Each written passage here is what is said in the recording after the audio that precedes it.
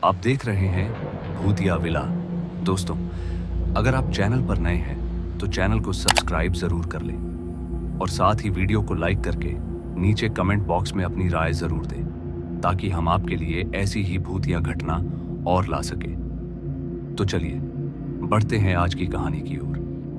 दोस्तों, आपने कभी कभी ऐसी मुसीबतों का सामना तो किया ही होगा ट्रैवल करते समय, जिससे आपको काफी परेशानी हुई हो या फिर ऐसी घटना घटित हुई हो जिसके बारे में आपने कभी कल्पना भी नहीं की हो। और आप भी जब कभी बस में देर रात सफर करें तो सतर्क रहे। और आज की कहानी भी कुछ ऐसी ही है जिसे सुनकर आप भी सुन रह जाएंगे। तो चलिए शुरू करते हैं आज की कहानी। ये उस शाम की बात है जब मैं अपने काम से जबलपुर के लिए निकला। शाम के 8 बजे की बस से, जो मुझे रात के तकरीबन 10 बजे तक जबलपुर उतार देती। मगर उस दिन मेरी दशा खराब थी जो मैं उस बस में आया, क्योंकि रात के समय में हमारी बस को कुछ अज्ञात लोगों ने पकड़ लिया। इसलिए बस में बैठे बाकी पैसेंजर्स के साथ मेरे भी हाथ पैर फूलने लगे थे। हम में से किसी ने भी आवाज तक नहीं की।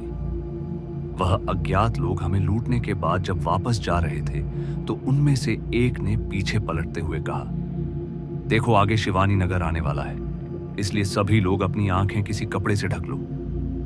उसने इतना कहा ही था कि उसके दूसरे साथी ने उसका हाथ खींचते हुए बस से उतार लिया। फिर उनके जाते ही बस ड्राइवर ने बस स्टार्ट कर दी और वहां से निकल गए। मगर कुछ दूर जाने के बाद अचानक ही बस का ड्राइवर जोर जोर से चिल्लाते हुए बोलने लगा, अरे अरे मुझे दिखाई क्यों नहीं दे रहा है? क्या हुआ मेरी आंखों को? कहीं मैं अंधा तो नहीं हो गया ना? उसके इतना कहने के बाद तभी सड़क किनारे बड़े से पत्थर से बस जोर से टकरा गई। बस तो रुक गई, मगर हम सभी पैसेंजर एक दूसरे पर गिर पड़े। वैसे तो किसी को ज्यादा चोट तो नहीं आई थी, मगर ड्राइवर का सर स्टीयरिंग व्हील पर जोर से टकरा गया, जिस वजह से वह उसी वक्त बेहोश हो गया था। बस का ड्राइवर बेहोश था तो ऐसे में हम लोग वहां से आगे बढ़ ही नहीं सकते थे। बस का कंडक्टर होश में तो था, मगर वह काफी डरा हुआ था, यहां तक कि वह डर के मारे अपनी आंखें खोलने को तैयार नहीं था। मैं अब भी उस कंडक्टर को समझाने में लगा था कि वह अपनी आंखें खोले कि तभी एक पैसेंजर बस के बाहर जाकर सड़क के बीच में बैठकर रोने लगा। उसे रोते हुए देख मैं तुरंत बस से नीचे उतरा और जैसे ही मैं उसके करीब पहुंचा तो देखा कि उसने अपने दोनों हाथों से अपनी आंखों को ढक रखा है और उनमें से खून बह रहा है। एक पल के लिए तो उसकी हालत देखकर मुझे चक्कर आ गए। फिर उसने अपनी आंखों से अपना हाथ हटाया तो उसकी आंखों की जगह काले गड्ढे देखकर बाकी पैसेंजर में दहशत मच गई और सारे चीखते चिल्लाते हुए वहां से भाग खड़े हुए। कुछ देर में देखते ही देखते सभी पैसेंजर वहां से भाग गए और वहां पर मुझे मिलाकर कुल 4 ही लोग थे। वहां पर बस के ड्राइवर, कंडक्टर और मैं, और मेरे साथ बस का एक पैसेंजर था। मैं उस आदमी को सहारा देते हुए वापस बस में लाया और उसे थोड़ा शांत करने की कोशिश करने लगा। जब वह थोड़ा शांत हुआ तो उसने कहा, मुझे बहुत दर्द हो रहा है, मुझे जल्द ही अस्पताल पहुंचा दो। अभी भी उसकी आंखों से खून बहे ही जा रहा था।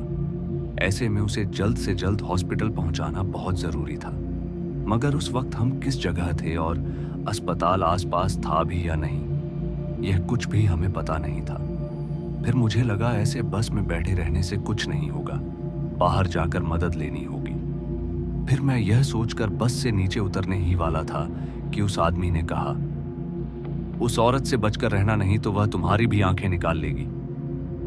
ये सुनते ही मेरे कदम एकदम से वहीं रुक गए और फिर मैंने पलटते हुए पूछा, कौन सी औरत की बात कर रहे हो तुम? इस पर उस आदमी ने कहा, वही औरत जिसको देखते ही हमारी बस का ड्राइवर अंधा हो गया।